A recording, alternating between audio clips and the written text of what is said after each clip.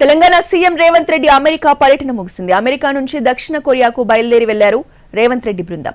Korea వెళ్లే ముందు అమెరికాలోని శాన్ ఫ్రాన్సిస్కోలో డ్రైవర్లెస్ కారులో ప్రయాణించారు ముఖ్యమంత్రి. ఈ నెల 3వ తేదీన అమెరికాకు వెళ్లిన రేవంత్ రెడ్డి 19 కంపెనీలతో సంప్రదింపులు జరిపారు. పలు ఒప్పందాలు చేసుకున్నారు. ఈ ఒప్పందాలతో తెలంగాణకి 31,532 కోట్ల పెట్టుబడులు, సుమారు 30,750 కొత్త ఉద్యోగాలు రానున్నాయి.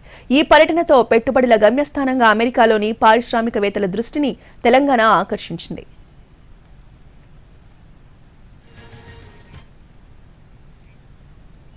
అమెరికా వేదికగా తెలంగాణను ఫ్యూచర్ స్టేట్ గా ప్రకటించడంతో పాటు హైదరాబాద్ 4.0 సిటీగా అభివృద్ధి చేసేందుకు ఎంచుకున్న వివిధ ప్రాజెక్టులకు పారిశ్రామికవేత్తల నుంచి భారీ స్పందన లభించింది.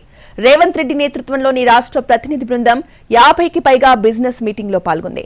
అక్కడి పారిశ్రామికవేత్తలు నిర్వహించిన 3 రౌండ్ టేబుల్ సమావేశాల్లోనూ రేవంత్ బృందం పాల్గొంది.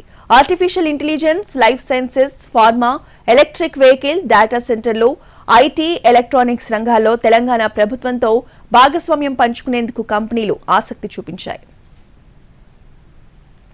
హైదరాబాద్ లో తమ డేటా సెంటర్ విస్తరణకు అమెజాన్ నిర్ణయించింది.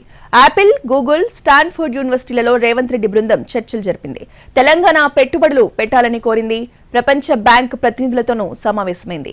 ఇక అమెరికా పర్యటన ముగించుకున్న సీఎం రేవంత్ రెడ్డి బృందం దక్షిణ కొరియాకు వెళ్లింది. అక్కడ 3 రోజుల పాటు పెట్టుబడుల వేట కొనసాగనుంది. ఆ తర్వాత ఈ నెల 14న తిరిగి హైదరాబాద్ కి వస్తారు.